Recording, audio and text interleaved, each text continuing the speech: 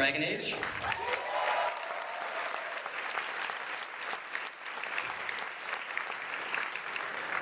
Directly to his right is Chris Avellone, creative director of Obsidian Entertainment.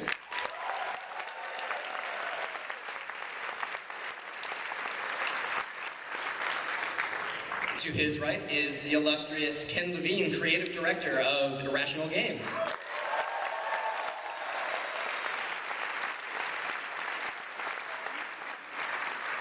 I don't know why Ken got the illustrious title. And to his right is the wonderful Jason Schreier. What is your title, Jason? Reporter. Reporter. For Kotaku, Jason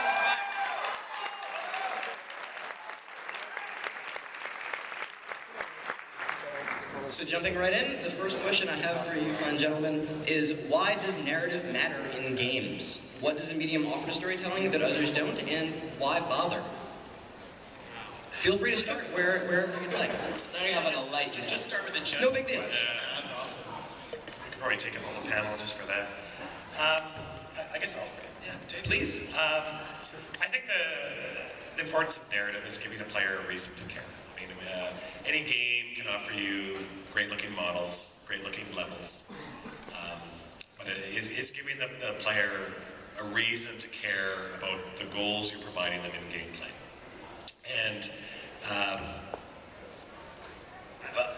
don't know what else to say about that. I mean, it is what it provides that the regular medium doesn't is the interactivity, right? You can have great stories in a film, but it's the part where the player is personally invested in their own character, their own story, that can bring it up to the next level, right? I mean, there's a lot of talk about whether games are art, and nobody seems to question that about say, a movie or a book. But games, in their element of interactivity, let the player be partly an author along with the game's creator, and that's unusual, that's weird, and from an outsider perspective, it doesn't add anything, right? That's why there's all this discussion, because they don't see any added value, but for the person who's playing the game, to them, that elevates the story and makes the stakes much higher, and I think that's what's important. Wow, that was a very, very noble answer.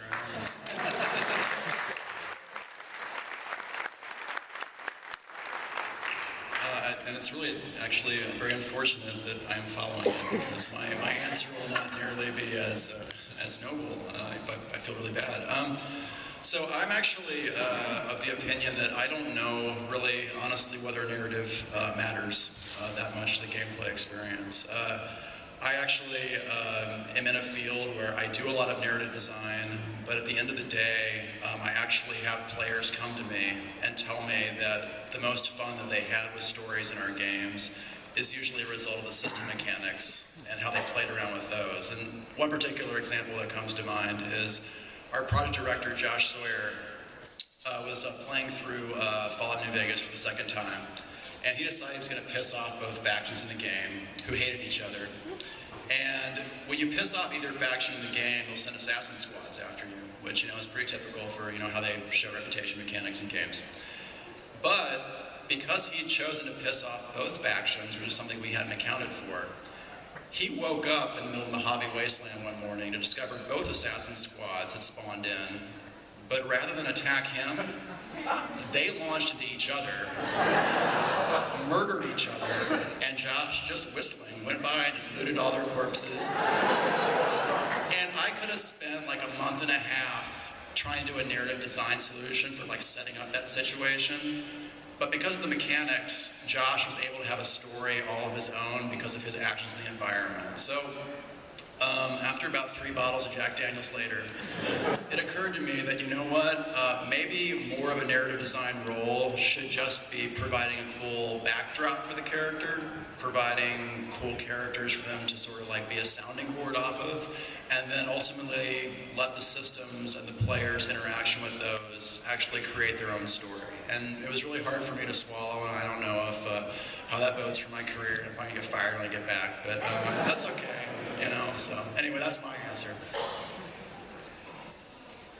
I think the word that comes to mind listening to Chris talk is context. You know, it gives you a context for this playing experience. And it's weird because as a gamer, I'm not really with very few exceptions, you know, and not just here to fillet these fellows, but you know, in games of their Yes! Achievement unlocked! Yes!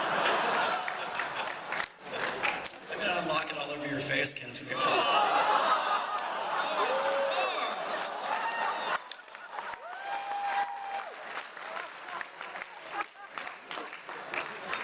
I'm not really sorry. I've always wanted to say that.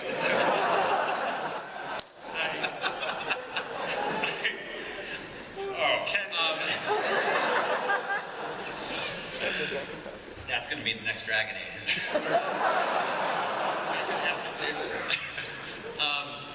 You know, it really takes a game of a story quality of, you know, of a Torment or a Dragon Age or a Portal for me to really get engaged in the story. Because I think there's not a lot of, not to sound too douchey, there's not a lot of great people, writers working in the game space. You know, I think that every couple of years you see like a Greg Kasavin or somebody come along who I think is doing really exciting stuff. But, you know, I think to some degree that makes me feel that, you know, our value is for a lot of people fairly marginal. Now, I'm very grateful that people care about what we do because otherwise I wouldn't eat. And so, you know, that's a little nervous making. But I think that I see my job is really to provide is to present an environment. I'm much more interested in environmental storytelling than I am in sort of whatever words I'm going to write. And that's a much more important part of my job because people generally, quite often, I think with our games, I'm not sure how many people actually listen to the audio logs and really get to that level of depth. Maybe more people here than the average, you know, gamer. So I view that as really lazy on my part if I'm relying upon that aspect for the kind of games I make. So what excites me really is how much of that storytelling I can transfer to the world where everybody's going to see it, and everybody's going to understand it without explaining it. But that's also the hardest thing to do. You know, we're right now on the stage where we have people playing our game. We have people playing BioShock Infinite, and I'm seeing a lot of that, sort of the write-ups and things I'm completely not surprised about, which is where we usually are at the stage, which is people. I've created this whole intricate story with all this depth and detail, and they have no idea what I'm talking about. Like, they're not perceiving it at all. And so my job right now is to basically take all these ideas that are sort of embedded and in my head and figure out a way where they connect with the audience. And that often happens for me quite late. And it usually requires, you know, really putting stuff into the environment and outside of the sort of abstract intellectual space. Ken, I want to follow up on something you just said. So if we're going under the assumption that all video game, or most video game writers are terrible at their jobs, except for everyone sitting here, of course. No, we're bad too. What are they doing wrong? In what ways could they be better? In what? Okay, you know, I want to preface by saying that, you know, I never want to be the guy saying this is how to make games, this is how not to make games. So I think there are people who love JRPGs and who love those storylines, and I say, you know, more power to them. You know, they're not for me. But I don't want to be that guy who's like, this is the way to make a game, and everybody else makes a game, doesn't make it like me, is a fucking moron. Because I think that's really sad and limited view in the world. And it's just, you know, I have particular tastes as a gamer. So I wouldn't say they're doing anything wrong. I can only speak to my particular taste. I would say that they're not, you know, to me, the best tool we have to sell our story is the world, because the visual space is, you know, if you think about dialogue, and especially in a first-person shooter, where, you know, I don't think people come to our games in the same way they come to a Dragon Age or a Fallout to sort of you know, to get that engaged, you know, that level of engagement with the text and the kind of games I make. So I view that I don't have the comfort of being able to tell story through a lot of words as much, because I view that in our games as sort of like a 14.4 modem of communication in terms of getting information across, where the environment is like a T3 line, and it gives you so much information because it's always there and it's all around you. We have all these polygons, and you can take in so much more visual information at once and you can take in audio information. So I don't think that's the right way or a wrong way. I say for us, we tend to rely upon the environment so much because you can do so much at once and get across so much information so quickly. Chris, David, do you want to chime in? So one of the parts of a narrative designer's job at Obsidian is they actually have to prove out the story through all the environments without a single word of text and without any dialogue with any of the characters. So what we do is we actually take the world maps for our environments or specific level designs, and we actually trace a path of certain characters to the environment. And we did this a lot with the Fallout New Vegas DLCs in the sense of we have to know where X character went throughout this entire DLC without them leaving any other information other than visual. And then it's up to the level designers, the narrative designers, to sit down, also with the environment artists, and go, I want you to design this character's camp as if they've been living there for 1 week. They've been tinkering around to make this particular device, and it's within sight of this one particular location that you'll see, off in the distance. And we have like 20 or 30 of those things for each character. And we also found it's a lot like what Ken's describing. There's one sequence in one of our DLCs, Old World Blues, where you actually find like 6 different houses of characters you encounter later in the game. But each of those houses tells a story about how they used to live before they became these disembodied brains in jars. So, but it was a really important exercise to do, and like Ken was saying, it can communicate so much more about the story just by the player watching it and moving through the environment than actually talking to someone and just getting sort of like those sentence exchanges back and forth. I think like Ken, I would hesitate to say that someone's doing the wrong approach, just because I don't know that we're doing the right approach. I mean, every type of storytelling has its ups and downs, but I think like what you noticed when you said before, that maybe narrative isn't that important. I think though that's this realization that there are many different types of narrative, and we're starting to, with the advancement of technology, we're encountering them. The environmental storytelling, there's cinematic storytelling like BioWare does, or you can get more story-oriented dialogue, or more open world narrative, emergent narrative, which is when it's more important to the player what they're encountering, and you don't have control over the story that they're perceiving, and that loss of control is kind of hard, especially from a writer's perspective. Proper, real writing demands linearity, right? It demands that we control the player's experience, the reader's experience from beginning to end. Well, that's not good gameplay. So where do you draw the line? Where is the player getting their gameplay from? Is it? I was just mentioning this to Chris earlier. That moment in BioShock when you enter the port at the beginning and all the luggage is strewn about, and not a word. And for me as a writer, it was actually kind of eye-opening because we'd heard a little bit about environmental storytelling, and I was playing that, and you walk in there and not a word of dialogue. Nobody said anything, and yet I totally got the sense of what had happened here. These people had tried to flee, and something had happened and stopped them. And that is a story that was told right there. So it's realizing that storytelling is different from writing, and you have to sort of, what is the right approach? I guess the right approach would be to embrace all three, but how the hell do you do that? I think that also that makes our game writer's job really challenging is there's this cognitive dissonance of, I was talking to Amy Henning a couple weeks ago, and give it up.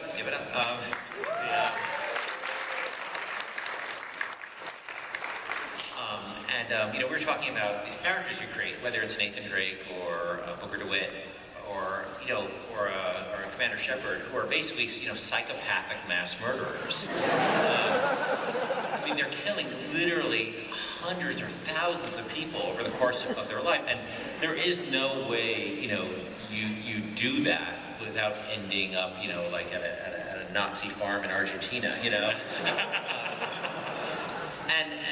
But there's this cognitive dissonance there. But gamers sort of allow, and the same as action movies, like Bruce Willis's character in Die Hard has killed dozens and dozens of people, and nobody goes back to a normal family life after doing that. But you sort of allow for that. You do a little math in your head, and you sort of say, well, you know, Nathan's not really killing that many people. Maybe he's killing a couple of dudes. But if you don't have that activity in the game, you don't have the challenge. Games generally require a certain kind of challenge component. In a game like Heavy Rain, the challenge component is more of a puzzle-oriented thing, which is just as goofy as killing thousands of people. It's like all of a sudden you stop and, you know, and you're doing all these weird puzzle things. How do I unhook her bra?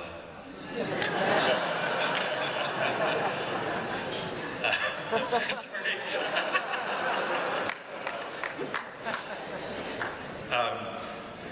Still working on that one.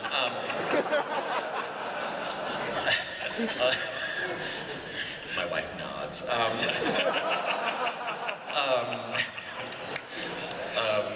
You know, and so their games have this very strange component. Now, some guys, like, you know, the Portal guys figured out a very smart thing to do, which they create this environment wherein arbitrary testing is part of the story, right? And so therefore you can do arbitrary weird things like open portals upon some robot's command, because that's a story world set up. And we do ourselves a service, sort of, the more we provide a context for these very strange activities. But movies don't have that problem. They don't have a challenge component. They have different problems. But that's something that I think that we're very fortunate gamers allow for, because I don't have the answer to that problem right now of how you make that really organic in a way that, you know, like I say, it's, that some other media don't face that problem. Do you find that sometimes you stumble upon it kind of accidentally? You put together a piece of narrative, and maybe sometimes you find the players interact with it in a way that you had no idea, and you know, they come to you and they're like, "Oh God, you were brilliant," and you're like, "I am." It's a little, I find it a little strange. I think it's out of desperation sometimes. I got to this point where I created this character, Andrew Ryan, who's like this, you know, 50-ish, 60-ish, you know, balding Russian dude, and you're with no superpowers, and you encounter him when you're this like amped up monster. And like, okay, what kind of boss battle are you going to have with this guy? You're going to have a very violent discussion about borscht, you know? What are you going to do?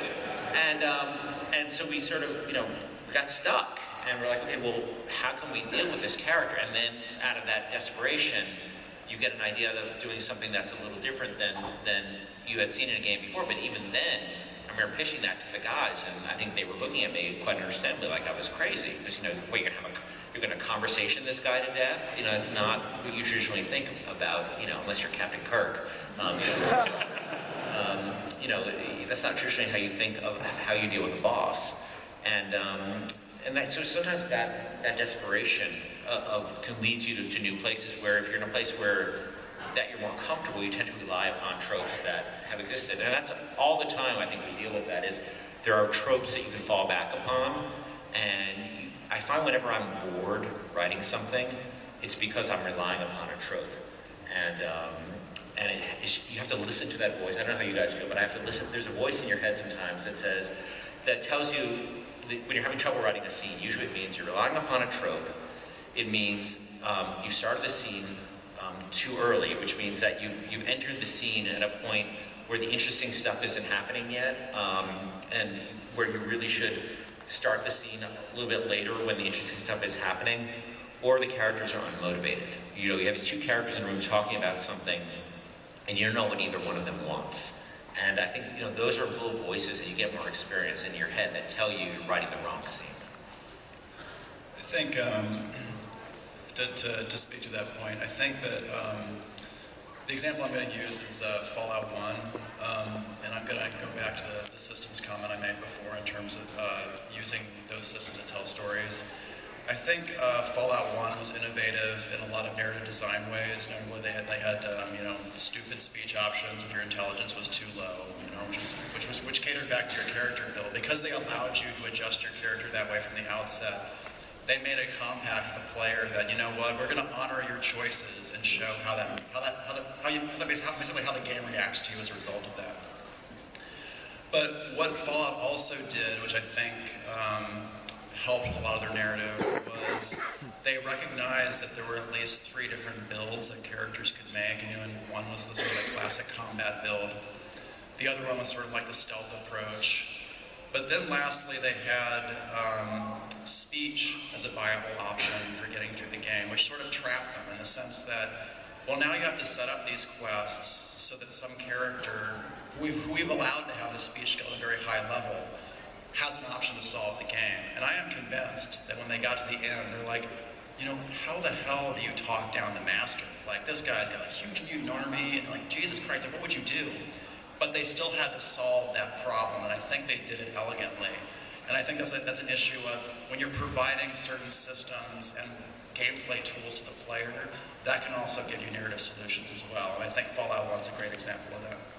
I think actually when we're talking about gameplay versus narrative, that's an excellent conflict that often comes up, is the combat versus non-combat solution when you're doing a story. I think there's often a tendency for people making games, and that goes right across the board from people writing the story to people doing the combat, where we try to force the player to play the game we think it should be played. And sometimes that's, we have this great combat that we put together, and we want the player to enjoy that fight because we made that content for that fight, and we built the entire, the lead up to that fight. And sometimes you have to sort of step back and go, you know what? For Fallout 1 is a great example of that.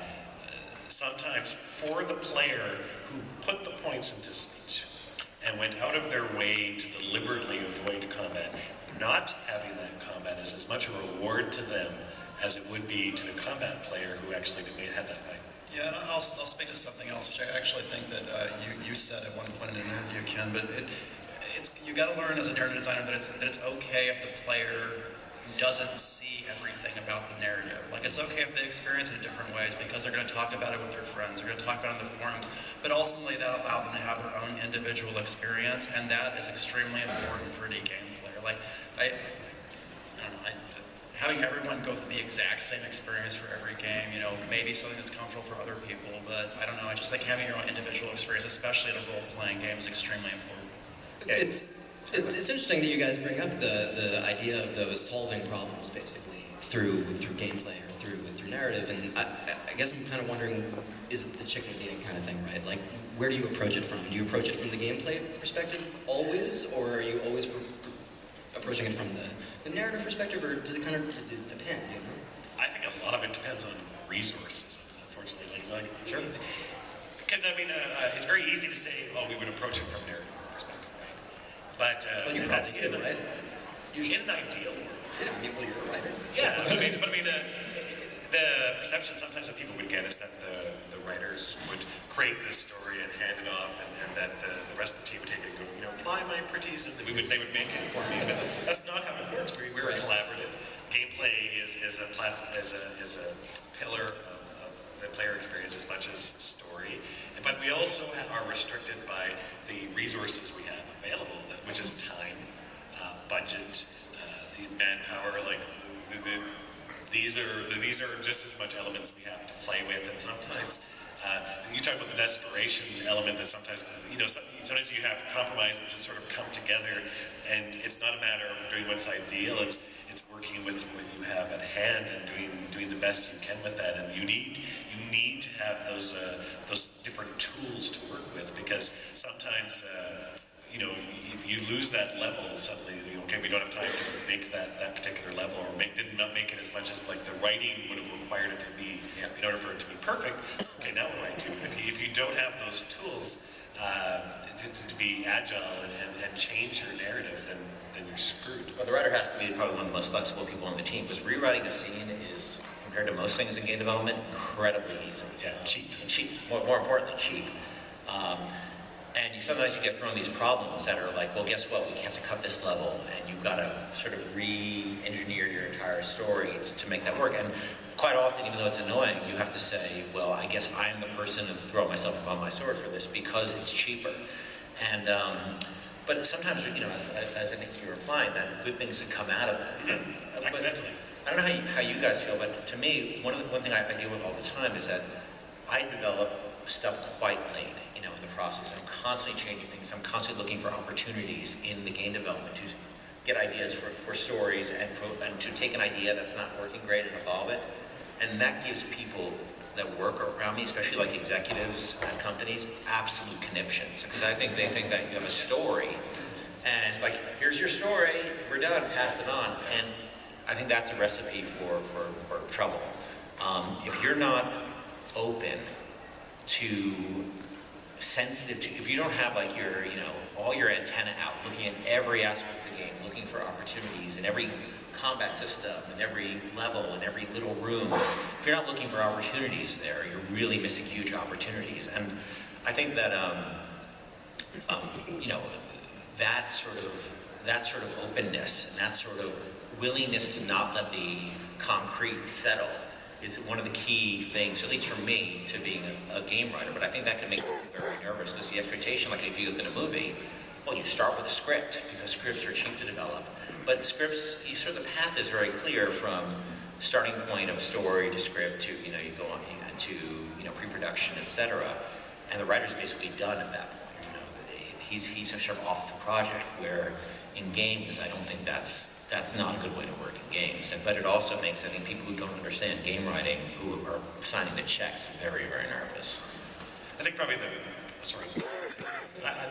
times when it actually breaks down the hardest in the past has been those times when I've tried to hold on to, like, say, this particular level. I started with a story, and then we encounter problems, and there comes a point when either I hold on to it and like, no, my story's brilliant, we're doing it. And sometimes you just need to let go. And You gotta kill your darlings, right? You gotta kill your word babies. Yeah. Now it's you. Once again, David, I follow one of your statements with something less profound. So for one of the DLCs we did for New Vegas, one of our resource limitations actually ended up helping the plot. We were actually told that pretty much you can request next to no new art assets for this DLC, and you're going to have find some way to have it all make sense. So I thought about it, and I'm like, okay, well, let's run through every single prop in Fallout 3 and Fallout New Vegas and figure out if we can figure out some sort of narrative context that would somehow draw all these elements together. And we realized that we were going to be presented with these whole variety of different locations, simply with a narrative solution of, you know what, this is just one giant research center where they were testing out all sorts of civilization possibilities. And all these think tank brains are totally out of touch and totally crazy, but that's the underlying logic of the situation that the player's introduced to. And that ended up working out really well. So I guess that would be an instance where the resource limitation actually helped focus the narrative. It actually ended up being an advantage at that point. But often that is rare. Usually resource limitations just make you cry. Well, I think what Chris says is a really good point, because I have people write to me all the time and they say, oh, how do you become a creative director? I've got a great idea. And who gives a shit? Like, ideas are so irrelevant. Like, execution is everything, because you're going to get an idea. There is no good idea without execution, and a professional developer knows that everybody has a million ideas they could shit out, and it doesn't matter how good the idea is. That stage, it's so, you can't really see the future of it. It's like why they, some marketing people do these ridiculous focus tests where they ask gamers, they get a bunch of, they troll GameStops, and they bring these guys into a room and they say, would you like to play a game where you're a pope, fighting chickens, and it's such a ridiculous concept. Not necessarily the popes and the chickens, but just the notion that people could respond to something verbally like that rather than an execution of something. And because people don't respond to ideas, they respond to executions. And so I'm sorry to break some hearts here, but I don't care about your ideas. I don't care about anybody's ideas. I care about people who can come, and I don't care about my own ideas. I care about people who can come and stick with an idea and evolve an idea and throw away an idea and come up with something better when it turns out you don't have any more assets. You know, you're not gonna, there's no more assets in the pipeline. It turns out that monster doesn't work out. It turns out that scene can't render. It turns out they're cutting that level. That's what's the difference between sort of a guy who's got a pipe dream and somebody who can actually be a game developer.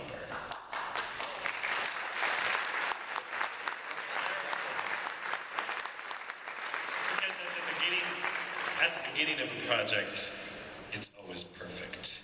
Yeah. It will solve world hunger. It will revolutionize the gaming industry. It will get everybody on every gaming forum excited, and they'll be on your side, and they will love you forever. And that's always at the beginning of a project. It never lasts. And by the way, when the headline tomorrow says, Ken Levine says, I don't care about your ideas, fuck all you guys. I didn't write it.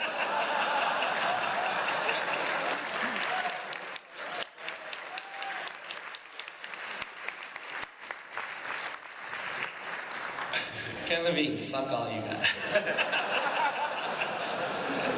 So I want to steer the conversation back to the question of storytelling in interactive entertainment. And there's kind of this notion in traditional media, movies, books, TV shows even, that there's this model where character wants something, character has to go through, overcome obstacles, character gets something or doesn't get something. But with video games, you have this second obnoxious element, and that's the player, that's all you guys. This obnoxious player who just wants nothing more but to do the opposite of everything that the character wants, some of the time. And when it comes to storytelling, as writers, as designers, how do you kind of tackle that? How do you find balance between telling a story of what a character wants and figuring out what the player wants? So I think that that's not necessarily a challenge. It's mostly, not to get back to systems, but ultimately the player is, like for example, the role-playing game, it's pretty evident what most players want to do in a role-playing game from a baseline perspective. They want to create and customize a character that's theirs, and they want to be able to interact with the environment, characters, however they want. Whether they want to be like a vicious dickhead or a good Samaritan paladin, whatever.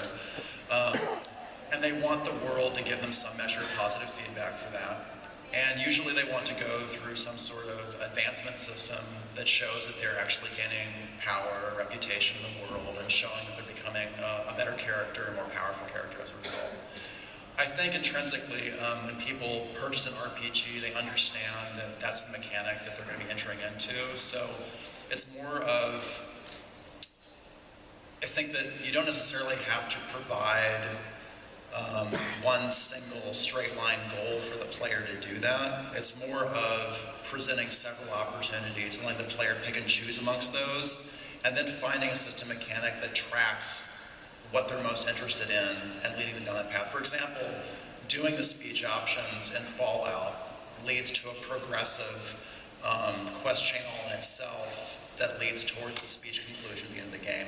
The way to solve the speech options in Fallout 1 is directly a result of how a more passive exploring character would discover elements about the game, but allow them to solve the game that way. So I don't know if it's necessarily the obnoxious player per se. It's more like we sort of understand what the player wants. It's a matter of just providing opportunities for them to express themselves. And usually you've already done that by the systems that you've given them to create their character in the first place.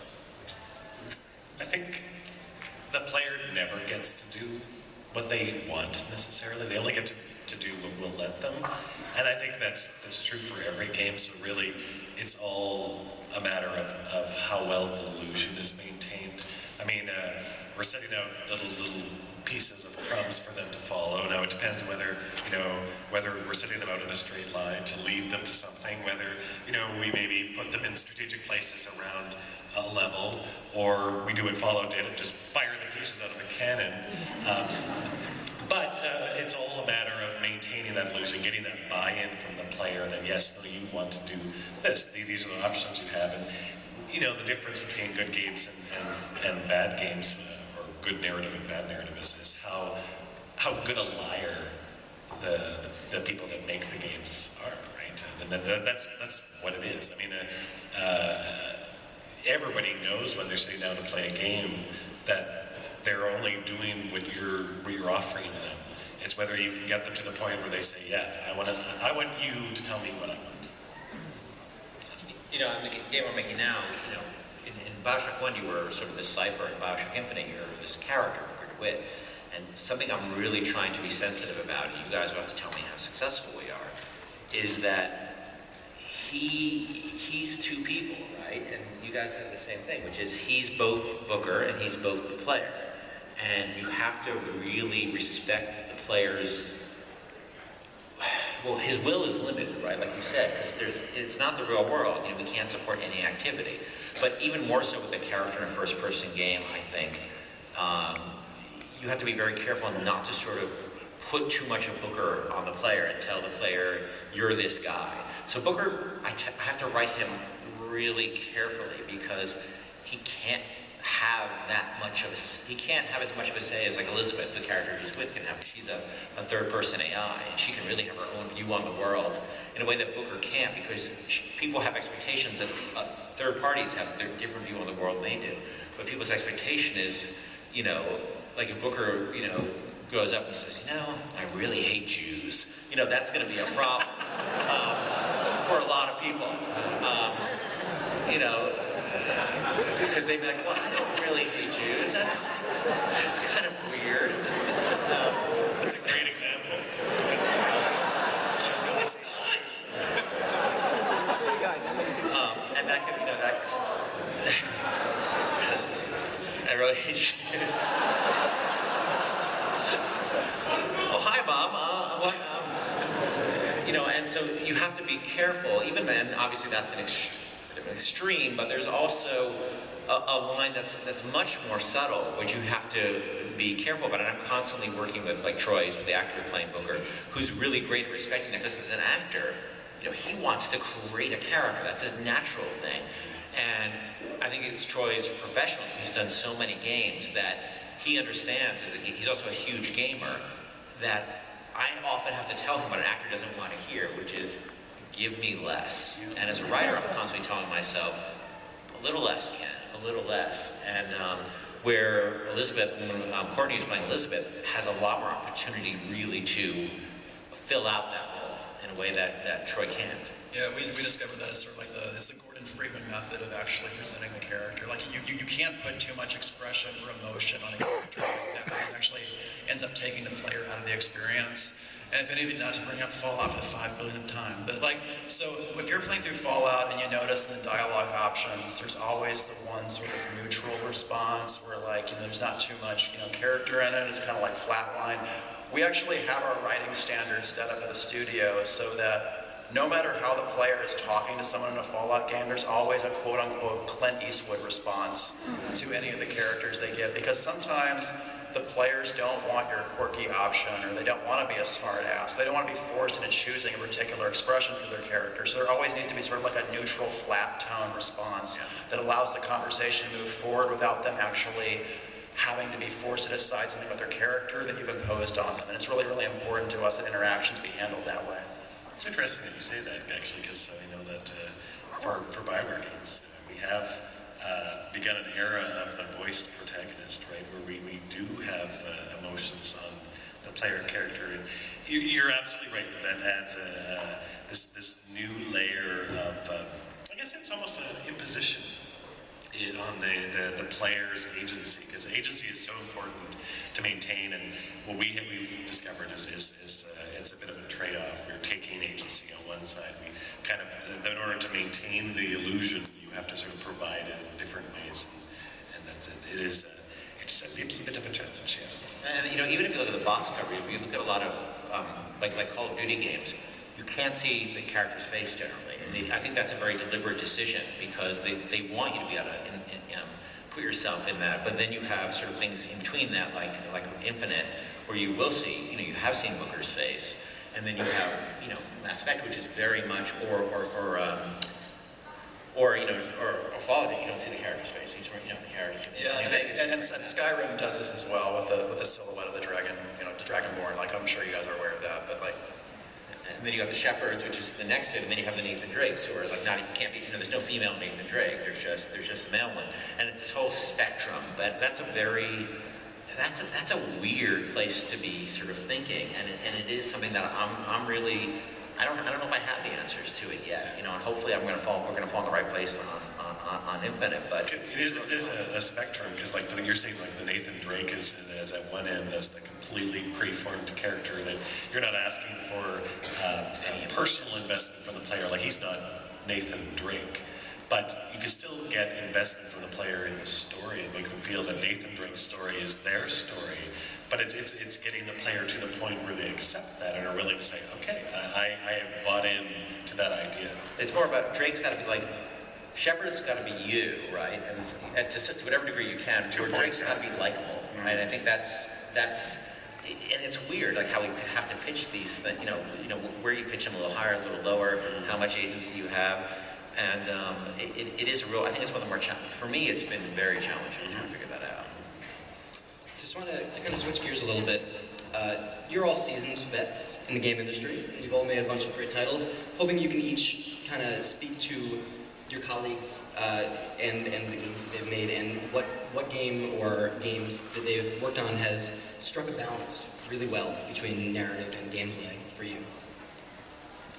So I'm going to jump in really quick. So first off, Knights of the Republic 1 made me love Star Wars again.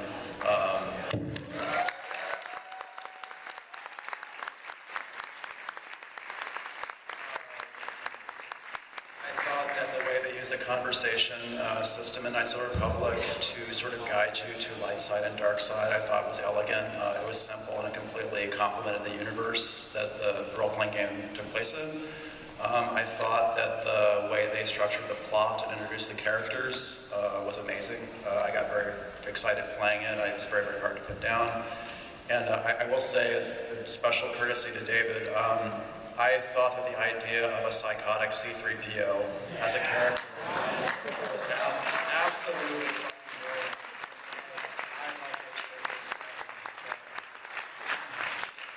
And if I were to give to credit to Ken, and I'm sure he's heard this like 5 million times, but not only I've enjoyed both BioShock and I've also enjoyed System Shock 2. And one thing that System Shock 2 does absolutely brilliantly was it took the idea of cutscenes and made them ghostly images that you could walk through, solves so many level design problems, and still elegantly presents the situation and the background of what happened in the location in a way that the player isn't paralyzed into watching it. And I thought that was absolutely brilliant. And that's like one thing out of like 100 things in System Shock 2 and BioShock, but that's the one that just jumps out to me the most. Yeah, I would System Shock 2, it comes up for me as well. I think that was the first game, because that was before I actually started with BioWare, I think. Is that far enough back? Yeah, I think so. That made me think about level design.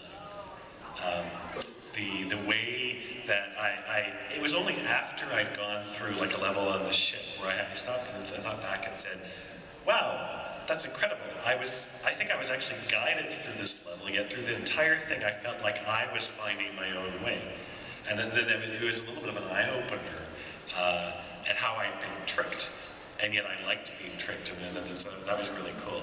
I think for you, I think I would... It's okay if you say nothing.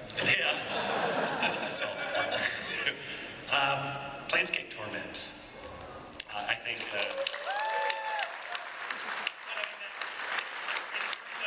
of the gameplay versus the story, I mean, it's a brilliant story. I mean, I think everybody knows that. I wouldn't be saying anything revolutionary with that. But what I liked and what I appreciate today is something like people would often say that for an RPG, oh, it's all about customization. Torment, you could actually hold up as a neat standard, an example of how it's about the give and take, right? So Torment, you always played the nameless one. You didn't customize what he looked like at all. As a matter of fact, you didn't even give him. By the way, resource limitation. But it still worked in a way that even you didn't even put equipment on him to make him change his appearance. Resource limitation. Do you want to know why? Do you know why tattoos like affect your stats in Torment? It's because we didn't have the resources to give people gear in the game. You want to know why your companions couldn't switch from their signature weapons? Stop. Resource limitation. So yeah, perfect. This I don't has want- ruined my childhood. Breaking the illusion, stop it. Stop it, I've seen behind the curtain. But I think what I like, though, is that despite the fact that you didn't decide who the Nameless One was in the beginning, it almost made up for it by allowing you to make the Nameless One who he was. So as a resource limitation, that sort of dictated the path that you would need to follow in order to make it an RPG, and that was what was special. For me, I think there's a lot of games I think out there that, whether it's the Valve guys work on Half-Life, it was very inspirational for me, even back when we were creating System Shock 2, Half-Life had just come out, and how much storytelling happened in the world. But to talk about my co-panelists here, things that I think were very important to me. One thing is I love that in Torment that you ran towards, we talked about this weirdness that you have, like dying in a video game. It's a really weird thing. And you guys sort of leverage that, to run, you embrace that as part of the game. I think that was a really powerful idea. He embraced hate, he told me. What? He embraced hate. Yeah. Hate for conventions. If any of you hate seeing a loading screen when you die, it just occurred to me that, if you have an RPG where that just doesn't happen, period, you'd probably play the game a lot more. And then we're like, oh, immortality would solve that. And we're like, okay. And to take a weird element like that and then to basically say, we're not going to run away from that, we're not going to hide that, we're going to actually embrace it and make it part of the story and part of the world, I thought was really brilliant. And it sort of became part of the real core DNA of that game, which I thought was great. On the BioWare side of games, I think just having people that you like talking to each other spontaneously, I think, and how successful you guys have done it within that. Because that's you talk about the environment. I talk about the environment being like a T3 modem, having or T3 line, having characters just talking to each other spontaneously in the world. And that's something, in terms of Elizabeth and Booker, that I've really, their whole relationship plays out, in terms, just in the environment. And that's because you have all that time, and you have all these things they can talk about, all these interactions they can have without sort of just having to rely entirely on cutscene sequences to do that. I think that's incredibly powerful, and it makes them feel so spontaneous and so real. So I know those are both sort of mechanical things, what they're tied into their narrative that relies upon the mechanics and pushes on the mechanics. But I think that's, a lot of writers can write good scenes and write good moments, but people write, a great game writer is somebody who could take, just find ways to inject that narrative in the world and make it like, instead of just like a topping on, like fudge on top, like a fudge ripple, and make it go throughout every aspect of the world. I think that takes a really unique writer. It's funny, like, he says resource limitations. I think that the banters that you're talking about when you're moving around and the followers are talking to each other, is that roughly it? It was really just, when their initial playthroughs, it seemed like there was all these silences. We just needed to fill the silence. And that's sort of where that sort of came out of. Yeah, but that's the, people mistake that for the way you make them rather than nobody's thought of it before, Right. and it's counterintuitive. So that's what happens, you play a game. It's just silent, and occasionally music's playing or sound effects. And somebody had one of you guys said, you know what? There's an opportunity here. And you have to get past that prejudice of what you've seen in every other game. I knew I was brilliant. So we only have a few minutes left, so I think we're going to open the floor to questions now. I believe there's a microphone over there. You can all touch each other and push each other and try to get over there. Hold on. There you go. How do you feel about when you in gameplay when you beat a boss? You're very into it. It's very intense, and the next thing you see is a load screen before the story continues. Do you see that as a problem in games, or? Now, if I understand your question, you said that when you're encountering a boss fight and you have a satisfying boss fight encounter, and then after that you see a loading screen. After you kill him or stop him, like there's I'm sorry, nervous. Do you find that a load screen kind of takes away from the story after an intense fight at all? Do you see that as a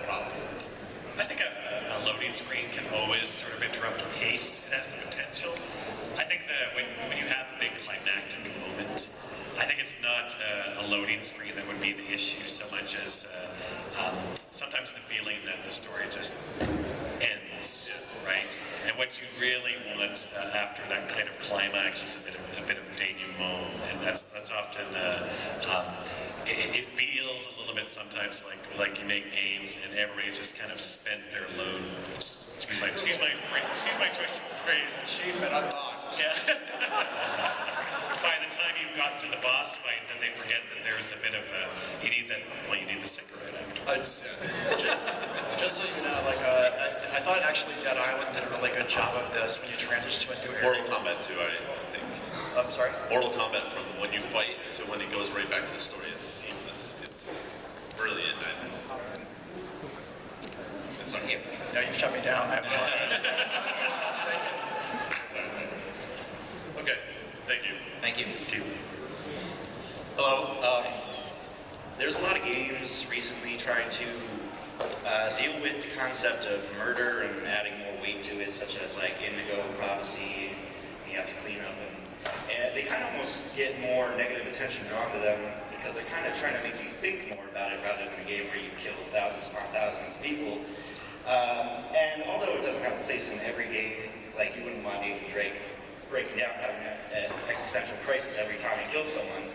But do you think there's any point to that, trying to add more weight to death or to murder? And do you think that would work in a bigger budget, more action-oriented game at all? And any ideas on that? I think the entire Thief series is a good example of how they encourage you not to exploit the random murder mechanic. And even Assassin's Creed requires that you be careful about how you approach missions and exactly how you target your opponents. I think it all depends on what the advancement system is for the game and what the sort of like a threat component is in the game. But I wouldn't advocate those games are actually trying to desensitize murder at all. They're just trying to make the player think about the best way to pull it off.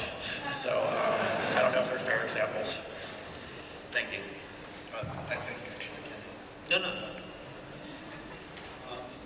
One of the things that I liked about BioWare, and I get the feeling that it was one of those fill the silence moments, is that when you were going through the elevators, you kind of got that news update that, linked to something you had done. And I think it's something that games have a lot of difficulty with the narrative and making you feel like you had an effect, that it wasn't just you completed the mission to get you checked off, but that changed the story and the world you're set in.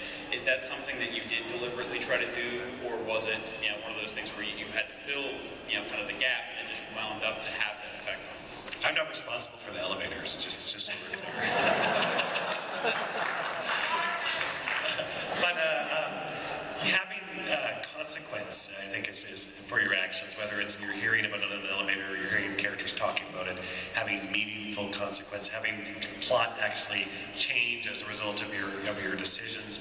Yes, I mean, you're trying to include as much of that as possible. It lets the player feel more invested in the story. How much you can actually show that is always a question. And sadly, it's often a question of resources, how much we can afford to spend. Because what it boils down to is how much unique content can we provide to the player. How much content can we give to the player that other players aren't going to see because they didn't take those decisions, right? And that unfortunately, any kind of game designer who told you that half his job was playing with budgets is a liar, because that is exactly what we do. And I mean, we would never expect a fan to understand. It'd be nice if they did, but I mean, we would never expect them to, because I mean, they want it to be good, and we know they want it to be good.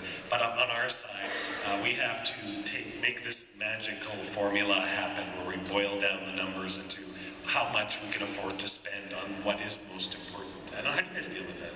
And that what David's saying about the budget is very, very true. Like, for example, when we were doing the DLCs, like, it was made very, very clear to us that you were going to get 10,000 lines in video across all 4 of these experiences, and that's going to be your budget. And God help you if you go over that. But at the same time, like, that gives you a good constraint for telling a story, because you make a smaller cast, you make a more focused cast. But ultimately, the budgets do actually factor into it, just like David was saying. Yeah. We have time for about one more question. Sorry, guys. Man, no pressure. I wanted to ask you guys about manipulating the player. And so, for example, there's a game called Homeworld, which is, I guess, kind of old by now, but it's an RTS. And yet it has a really... Sorry, what was the game? Homeworld, it's by Rolling.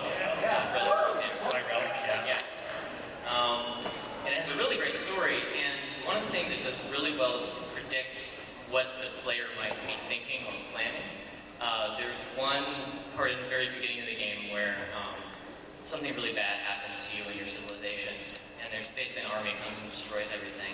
And you're given the opportunity to hunt down these stragglers of that army. And then right as you're about to start engaging them, you're told that you have to, you can't kill all of them. You have to salvage one of them. And it takes that anger that you were feeling towards that army, and then it magnifies it because you can no longer do the thing you wanted to do. Which I've always thought was a really great way of manipulating the player in a way that improves the experience. But it's very hard because you have to actually predict what the person's feel. Do you guys struggle with that at all? We actually dream of creating those moments. It's not so much of a struggle, it's how do we actually orchestrate those moments in a game. I think one bit of advice I have for narrative designers is if you have a moment like that you want to create in a game, or several of those moments, that becomes the focal point that you actually want to do all the foreshadowing around and actually figure out the structure that's actually going to lead up to creating that emotional reaction in the player. And it'll result in that opening mission where all the enemy forces are wiping out your fleet as you're trying to leave the planet. That generates the hate that the player's going to feel, and then you can capitalize on that later on in the mission. So it becomes part of the process. And we basically, again, we dream of making those moments. There's a technique we talk about called preloading, which is that if you want a big emotional moment, if you're weighting that with a ton of exposition at that moment, generally you're screwed. So you always try to, if you have a moment where you really want to hit an emotion, you want to have as much information already in play, as much information that the audience has. For instance, the Ryan moment we talked about before. By the time you got to that "Would you kindly" thing, we had already set that up in so many little ways all across the game, and because we didn't want, if he had to explain the whole thing to you at that point, you'd just be sitting there like with a pad and paper going, wait, hold on a second, to try to figure out what he's talking about. And so I think anytime you want to tune into emotion, it's your responsibility to make sure there's as little bookkeeping at that point as there could possibly be. I think with manipulation, it can be heavy-handed. It can be done poorly, so the player feels like they're being manipulated, then backs away from exactly the thing that you want to get them towards, and that is tricky because that can happen. Because, like Chris says, we're trying for that. It's like let's hurt the player, let's hurt them mad, and you want them to feel the pain, but you also want them to love the pain. So it's metaphors with you, but but it is a tricky kind of contract with the player, right? They're letting me stab them, and then they asked me to, and I just want them to thank me afterwards, that's all. Am I the only one on the stage not working out some issues? I don't think you're the only one, actually. What about your Jew hating issue? Thank you.